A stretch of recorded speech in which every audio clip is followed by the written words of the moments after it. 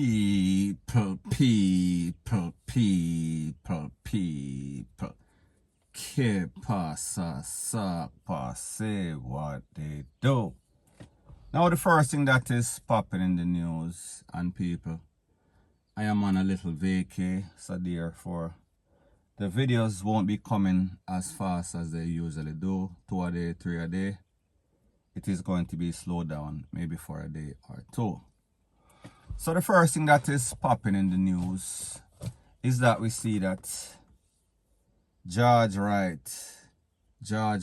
the MP, that was seen giving his girlfriend, common law wife, his matey, all sorts of uppercut, all sorts of straight right, all sorts of left hook, all sorts of Mike Tyson. He actually did the right thing and stepped down, retired, take for himself, whatever you want to call it. And people, that is a good thing. We're speaking about damage control for the party, because people, we see these politicians, they've been getting out of hand lately. We see that they don't know how to act, and we see that they are basically violating everything as it pertains to decency. So therefore, this is just a next example of why politicians should not be viewed as role models, as any sort of example to follow. As a matter of fact, they are even worse than the common man, common street, common mongrel in the street. So I say this to say that this is not anything that we should be surprised about, because, like them say, pressure bust pipe. So therefore, if you put a whole lot of pressure on even the worst person, he will admit or do the right thing, as in step down. Because we see he was getting pressure from social media. He was getting pressure from the opposition. He was getting pressure from his fellow MPs, politicians, and people. We know that they don't have any ethics and morals. However, based on what he did, based on the video that was circulating all over social media, he basically had no choice. So therefore, it was damage control 1.0. Now, people, we have to ask the question, should we accept an apology or a step down like this because of the fact that it took so long? And people, like in the court system, if you plea bargain early, based on the new protocols, amendments, you get a 50% discount off your sentence, off your time. However, people, this man has been in denial mode for the longest time. He denied the video, him along with his lawyers, his high-paid lawyers come out and them say the video was not clear. And we cannot say that with 100% surety that it is him. And also what made it even worse is that this lady is common law wife, him matey, him skettle, whatever she is. She also did not press any charges, or she did not file any formal complaint report to the Popo. So the Popo had no choice but to dismiss it based on the rules, laws, and regulations of Jamaica right now. If the victim don't want to testify, don't want to give any sort of sworn statement, and then pursue the case, the police can't do anything. However, people, we have to blame our system and the rules, the boneheaded rules that they make. Because had this been America, with that video alone, once them can zoom up and verify, and the average person can come to the conclusion and say, yeah, that is him and that is her, case proceed. However, the rules and laws in Jamaica is a bit different. So therefore, we have to go with the rules and law as it pertains to Jamaica and people. It is not good. So anyways, people, in the essence of the whole thing is that his party, they are doing damage control.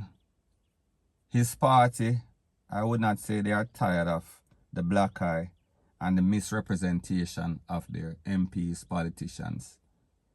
Them just shame like dogs, so therefore they had no choice However, what we've learned from this is the fact that they are constantly backing their MPs. Whenever you're in this body club, you get the backing of the head, representatives, fellow MPs, politicians. It is as if nobody has any sorts of moral compass. Nobody has any sorts of etiquettes. None at all. They don't know wrong from right. And even if they do, they don't act like it. But people, we should not be surprised because we see said the orange man, it is the same thing as it comes to the Republic. Wrongs, they do the same thing. It is called lie and deny. It is called deception in the worstest order. So therefore, Jamaica is no sort of different. However, people, this video was as bad as it gets. You would have thought that you are watching a video from something that is downtown Kingston, Coronation Market, where I talk about the royal beatdown. It was very bad. So therefore, this is damage control, damage control, damage control.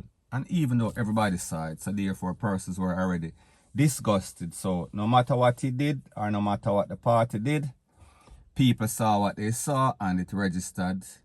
It left a bad taste in the mouth of any and everybody who had any sorts of common decency. And obviously we see that this man, he had no common decency.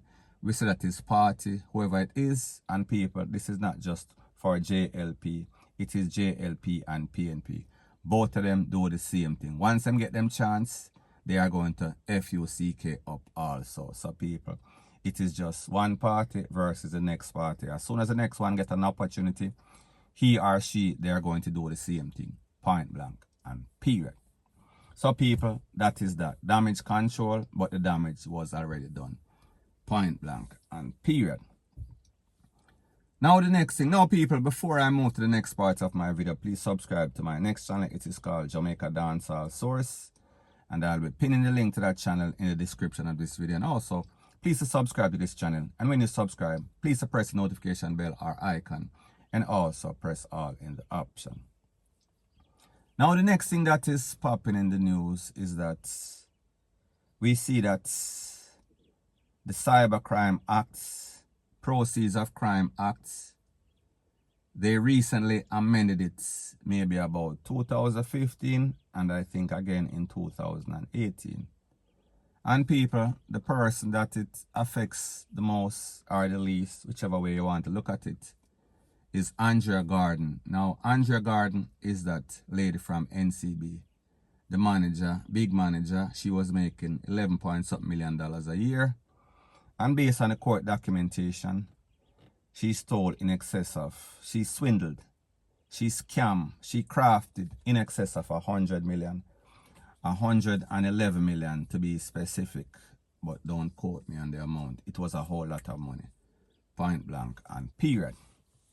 However, when she went to court, she got that body, uptown discounts, wherein she pled guilty to $34 million.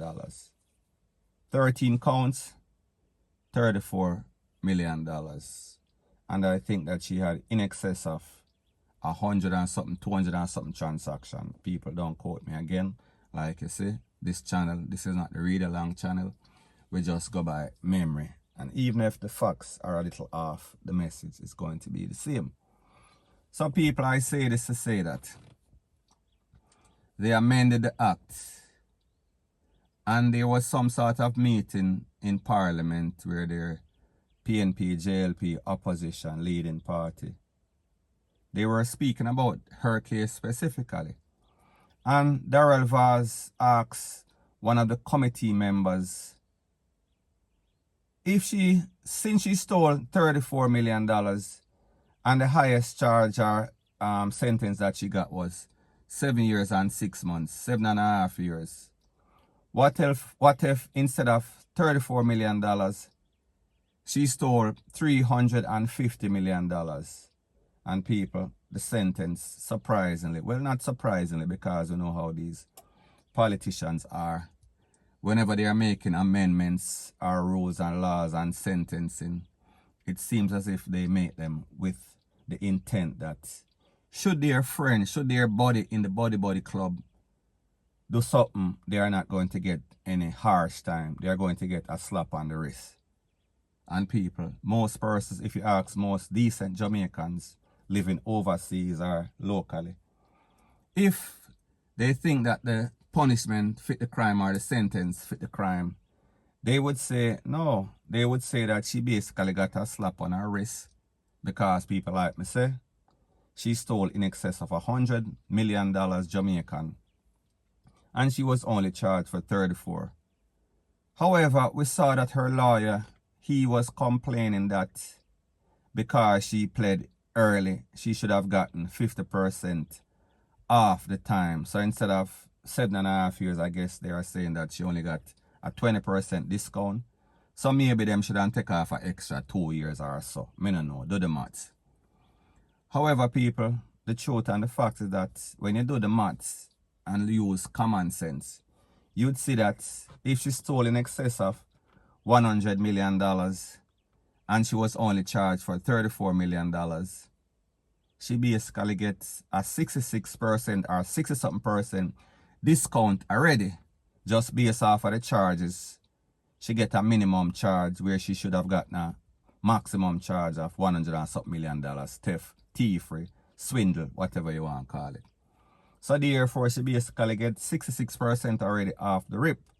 However, people, I will explain to you where this is going.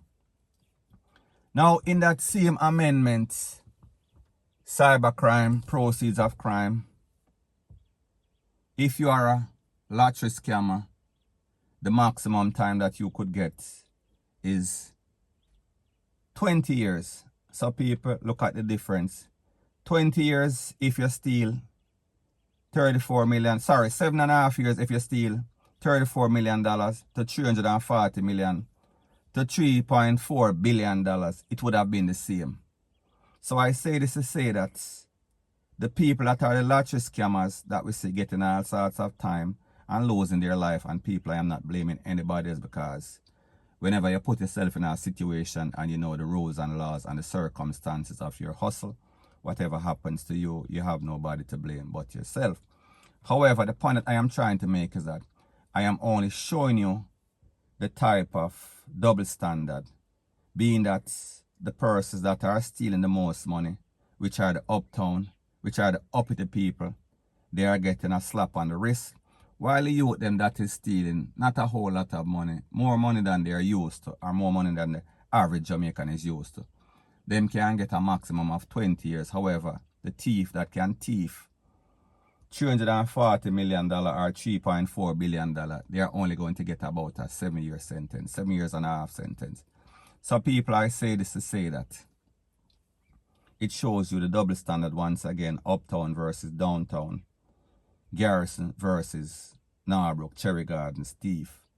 So people, if we see stuff like this and we saw that Andrea Garden basically got away with it, what is to stop a next thief that is taking people investment, these investment companies?